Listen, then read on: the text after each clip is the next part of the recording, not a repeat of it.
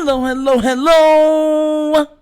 You're tuning into another episode of The Wunderkind Show. Today's first topic, the Ravens need to kick the tires on offensive tackle Lael Collins. Yuck.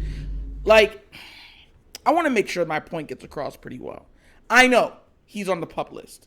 I know there might be some other things that might be going on with him behind the scenes that we don't know about. But what I mean by kick the tires is the Ravens need to look into him in its entirety. Reason why is because Morgan Moses has been looking pretty shabby, and he's been looking like he's been on the decline. That's not conjecture. That's fact. So I'm at a point now where I just want this team to have a solidified line. I don't even need them to be the greatest line, the best line, anything like that. I just need them to be serviceable. And right now, as I look at it, Morgan Moses is far from serviceable. And not only that, even if you believe that at this point, Morgan Moses is still better than Lael Collins, or even, let's say, a Falele or somebody else that can maybe jump into his spot, right? You offensive linemen are dropping like flies throughout the league. So if you're able to pick up, I remember they did this with Juwan James and kept him, seeing if they, I didn't mind that. I think that they should do the same thing with Lael Collins. I think that you can outweigh the positives with the negatives easily. You can outweigh the negatives with the positives. I'm sorry, I had to flip it. You know what I mean? Look, let's speak facts real quick. Let's run down this list because you already know I keep it real. Zay Flowers is a monster. OBJ still got something in the tank. Okay. Mark Andrews is a top 3 tight end. Okay. Lamar Jackson is a top 2 QB. Okay. Bateman looks like he's ready to take off. Okay. And Keaton, Gus, and Justice easily is still a top 5 running back room. Okay. Do you know what can thwart everything that I just said? The O-line. If that O-line says, we're not gonna block today, you know what's gonna happen? That's gonna happen. Slaps to the quarterback. Slaps to OBJ. Slaps to Zay Flowers. Slaps to Mark Andrews. Slaps to Bateman. Because that's what's gonna happen. They're gonna get slapped off the field. That's what's gonna happen. Look. People really don't understand how important the trenches are. This is why you've heard me speak on it so many times and why I've given Lamar so much love. Forget him as his character, because his character right now is infallible. I'm just speaking as a football player. Outside of the regular season of 2019, Lamar Jackson has been playing with subpar offensive line talent. Extremely low subpar offensive line talent, and on top of that, he had subpar offensive weapons.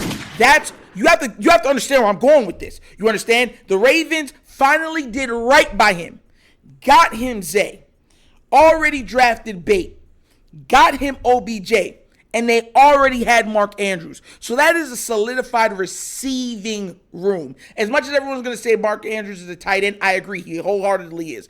But he is a receiving tight end. No one is out here saying Kelsey is a blocker of the gods. No, he is a receiving tight end. And that's what Mark Andrews is. And Mark Andrews is no slouch at blocking neither. He has propelled himself in that area. He's gotten better every single year in that area. So if you want to believe that all he can do is receive, that's on you.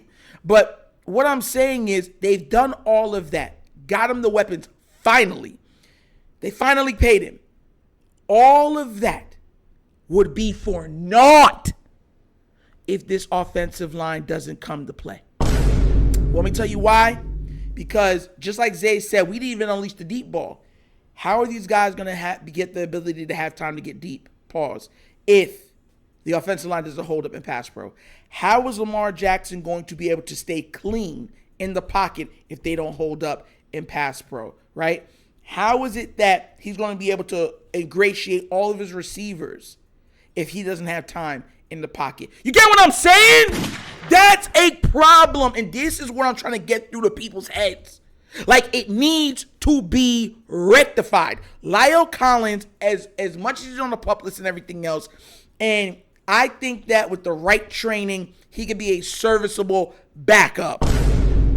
And look, we already got the injury bug. Understand? I'm looking at this. 2020 hindsight. Hindsight is always 2020. You know what I mean? We've been injury prone for 4 years. Do you trust that our offensive line is going to remain totally healthy throughout this year? Ronnie Stanley's already dinged up. Linderbaum is already dinged up. You get where I'm coming from?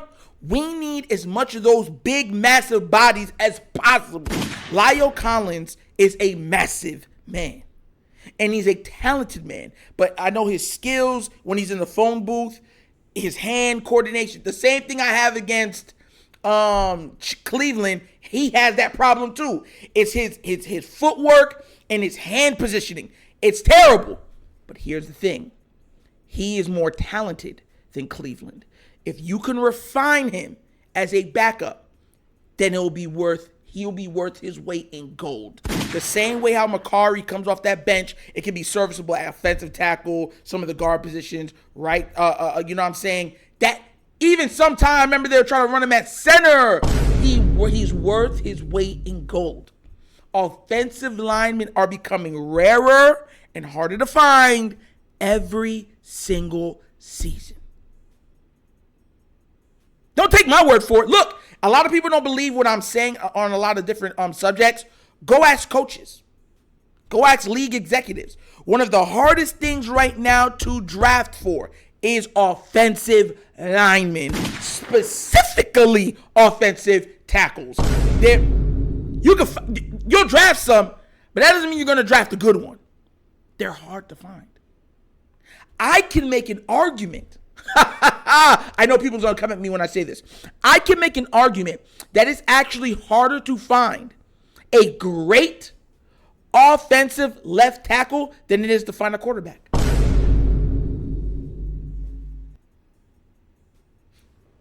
Especially right now in the league. I can run down a plethora of teams, and we can count them out, who have good to great quarterback play. Half the league does. We're in a quarterback renaissance era right now. You can't say the same thing with left tackle. Heck, you can't even say the same thing about right tackle. You get where I'm coming from? So it's something that needs to be rectified. I think the Ravens could beat everybody around the punch. You know what I mean? Because they already waived him. Work him out. You know what I mean? See what he has left. And I think Lael Collins will have a little chip on his shoulder to be able to go against the Bengals for cutting him.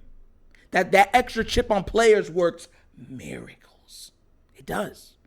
Because players feel slighted.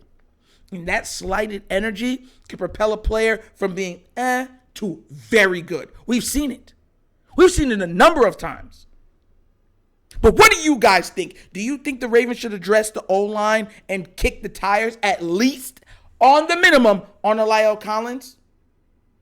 Let me know down in the comment section, please, because I truly do think so.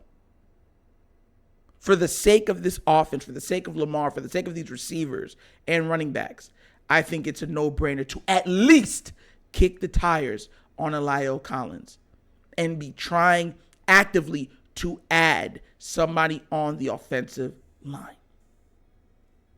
And that's where I stand on it. But that's an episode of The Wunderkind Show.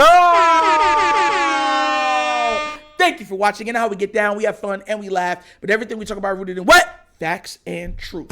Please do remember, like, subscribe, hit that notification bell, leave a comment. You know I love the comments. And if you have not done so already, check out The Wunderkind Show's Patreon. Yes. 3 tiers of content goodness. I'm actually putting out a private live for only the patrons today on Wednesday. Yes. So become a part of it. Have access. Let's have some fun with it. And let me know what you think. And if you would like to donate to the channel, help with equipment and stuff like that, bottom of the screen, QR code. QR code's to a Cash App. Cash App located in the description of every video that we do. And the name of it is The Wunderkind Show. Super easy. But once again, this is The Wunderkind Show. This your host, Nitro, signing off. And as always, you know my slogan. Peace. And I am out of here. Yerp.